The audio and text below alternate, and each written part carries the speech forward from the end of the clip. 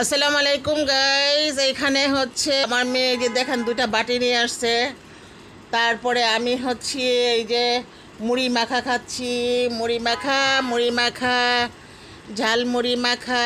কে খাবে ঝাল মুড়ি মাখা?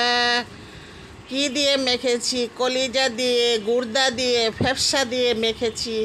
খাবেন নি গো ঝালমুড়ি মাখা?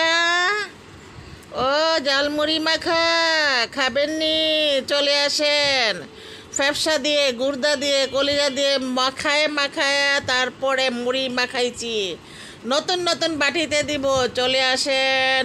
মুড়ি মাখা খেতে চলে আসেন। মুড়ি মাখা টাকা লাগবে না, বাটি নিয়ে যান। মুড়ি মাখা খেতে বড় মজা।